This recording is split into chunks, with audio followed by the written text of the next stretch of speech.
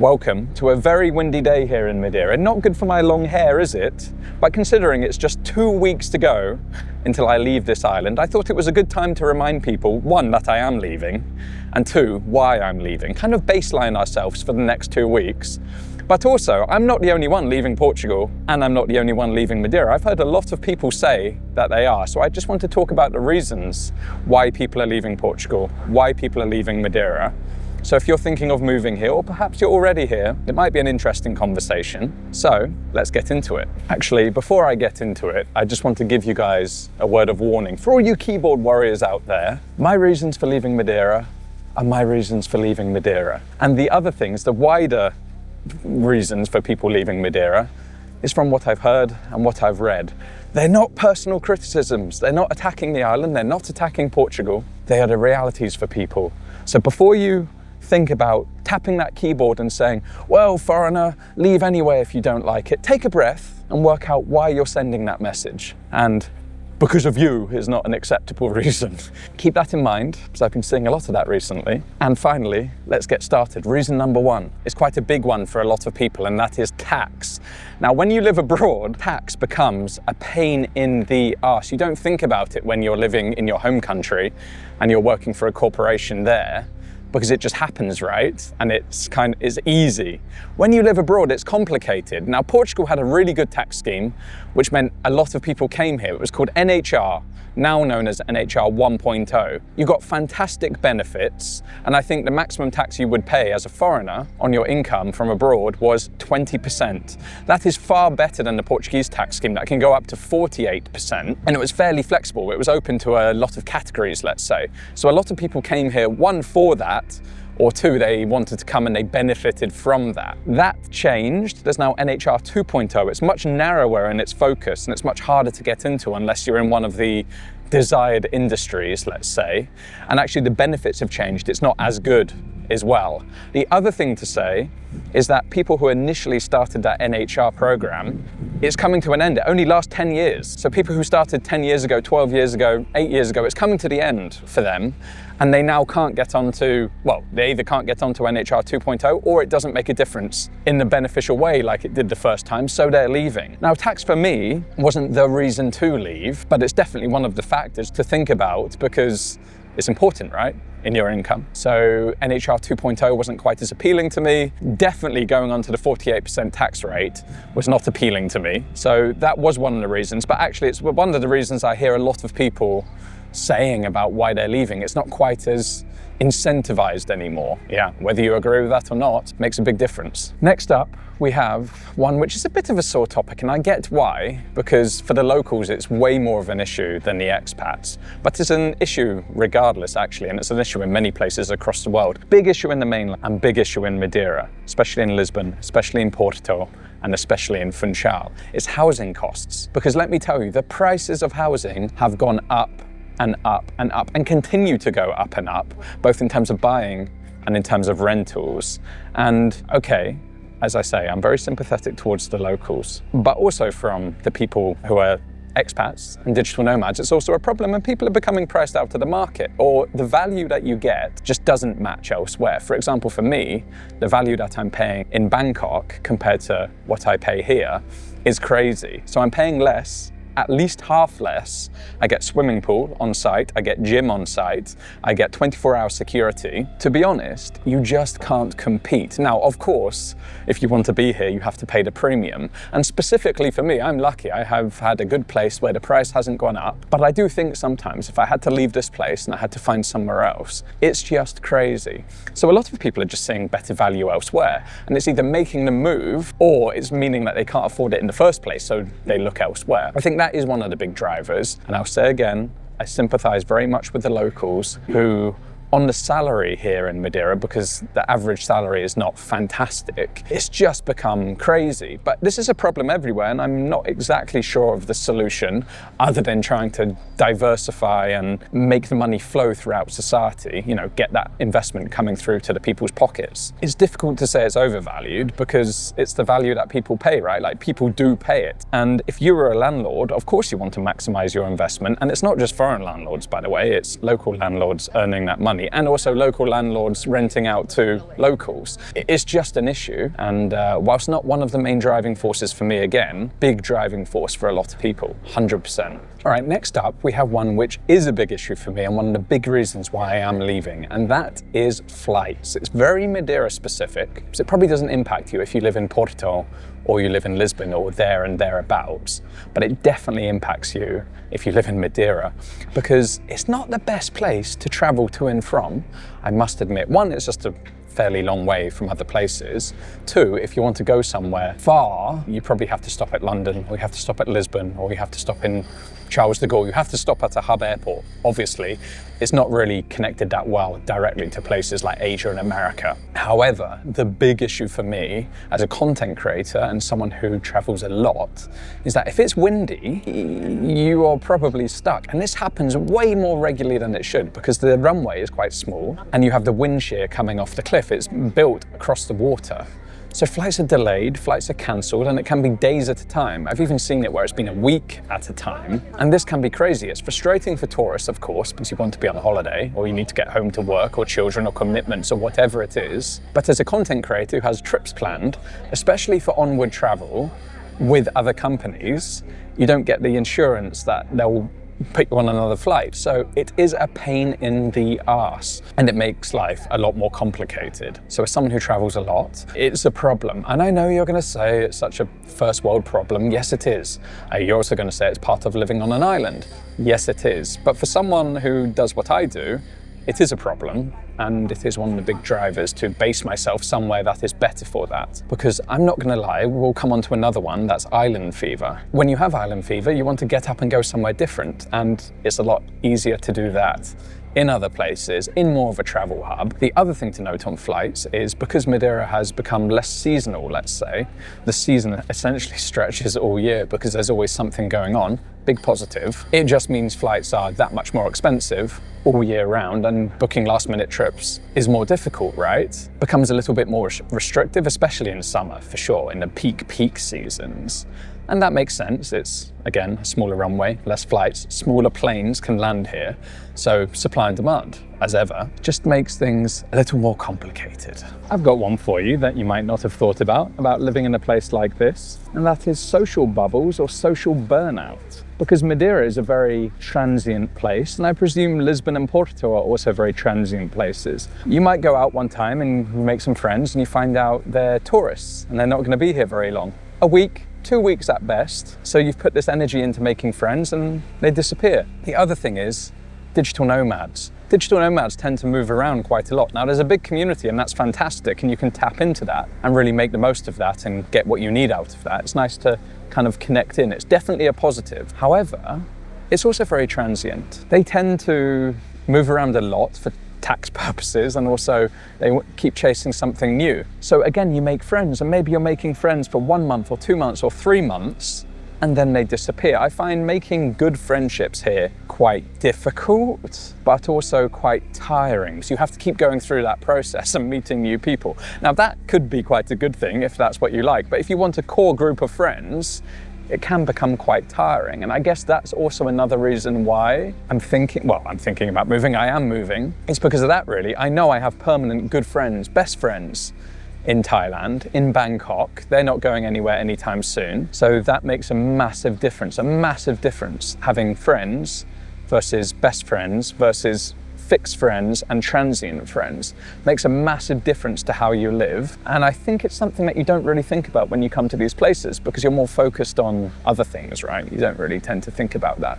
You just think, oh, there's people, I can meet people. So yeah, interesting one. Back to housing. Again, not one relevant to me, to be honest, but one I've definitely heard and one I've definitely seen is it's not just about scarcity of housing or price of housing. It's actually about the quality of the accommodation. And that, I think, again, is countrywide. The quality of the accommodation is not always what it seems. Like, a lot of the accommodation is dated dated Portuguese style housing.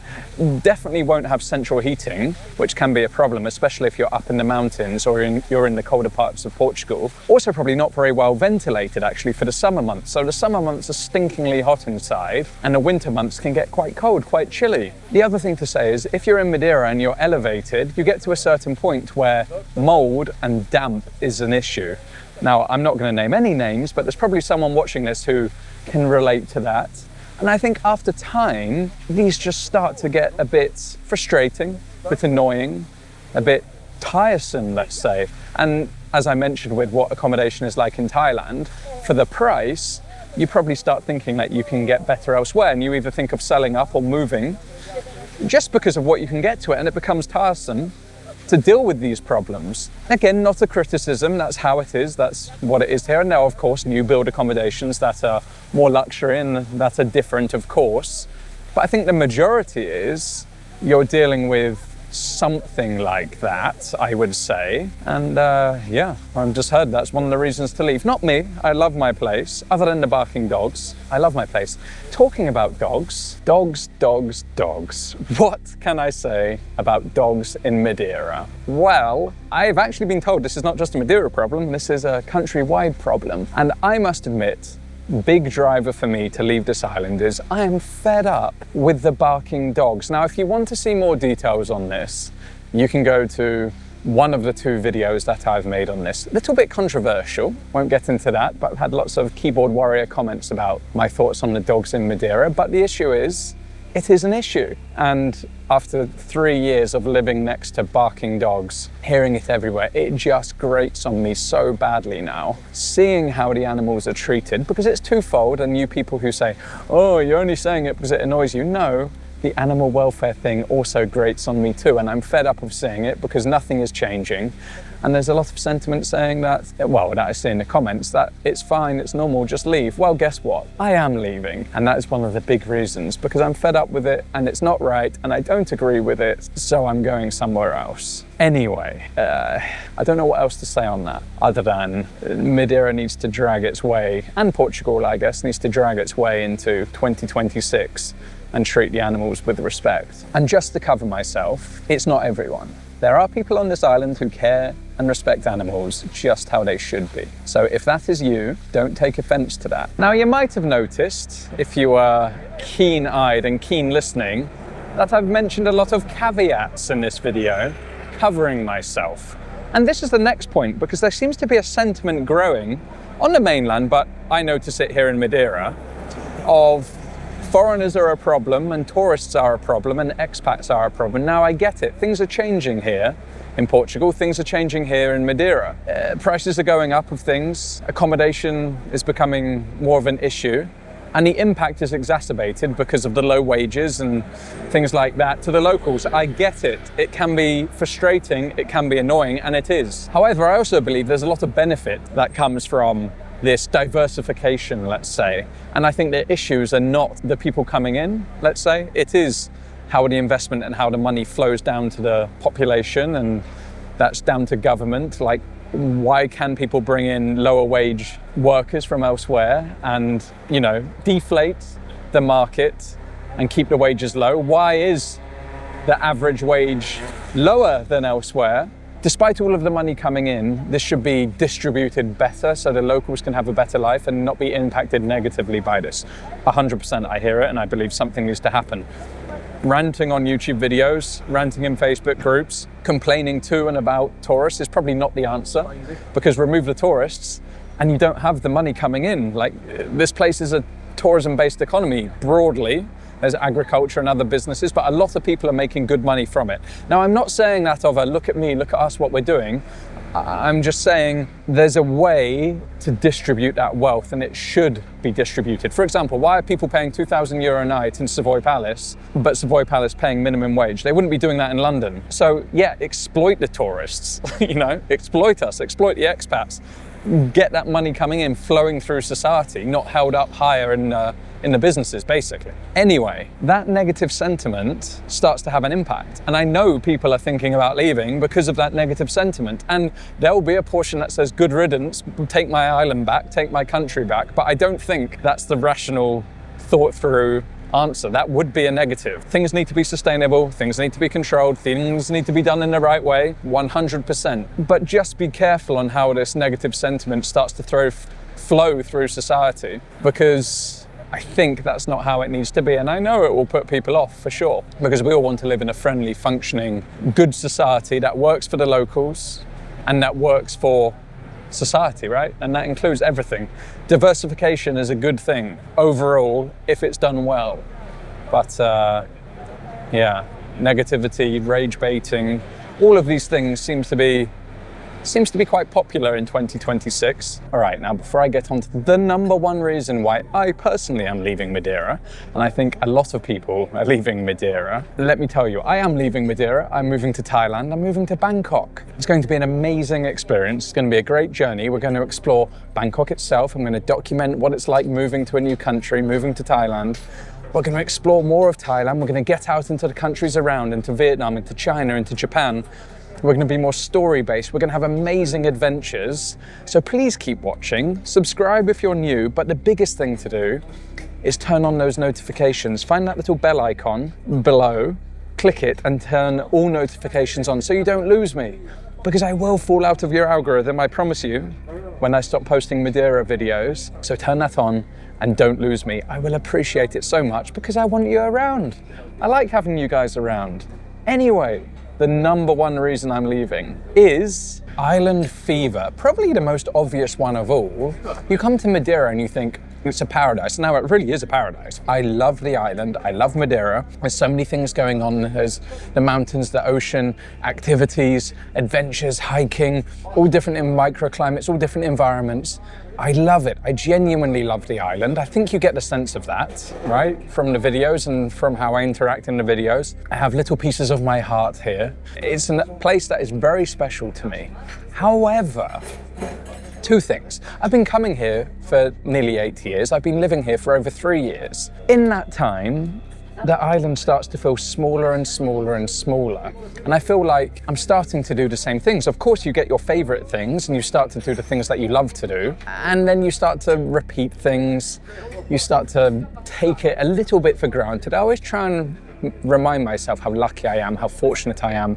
I'm always trying to be grateful. But the reality is it is a small island in the middle of the Atlantic. And island fever is real over time, and you can go away and come back, of course. But then over a longer period of time, it does start to feel just a little bit small. And I know that it's a lot of people's dream to move here, and I sound a bit spoiled, and I get that. But remember, I'm different. Okay, that sounds weird. I'm different in the sense that I have to create videos and be creative and keep trying to find new things for you guys. Otherwise, you guys will get bored of the channel, right? So I'm not the average person living here. If I was, I'd probably be fine because I'm living the amazing lifestyle. But to keep doing this, I feel a little bit claustrophobic now, and I feel like I need to step out and see something new and do something new for the channel to grow, but also for that spark inside me. I think it would be different if I wasn't doing this, and I think in a few years' time where I just want to put 2 feet on the ground, this is somewhere where I would come back to. To do that, I have this idea in my head of what that would look like, and it's exciting, but it's not exciting for now, if you see what I mean. But it's not just me who feels like this. Most of the people who I've spoken to who are leaving, it is because of this reason, island fever. And yes, things are getting more busy, and therefore where you want to go, like the hiking, getting into the mountains to hike, to get away and get into nature, it's becoming a bit harder because the popular places are popular, and there's a reason for that. Now, you still can find quieter places, of course, but island fever or creative inspiration and motivation is the absolute number one reason. So that's why we're going on this little adventure to Asia. So thank you for watching. I hope some of that resonated with you. Now you understand a little bit, if you didn't, of the reasons why I'm leaving. Thank you. We've got 2 weeks to go. 2 weeks to go. So I'll catch you guys in the next video where we continue to explore this island and wrap my time up here.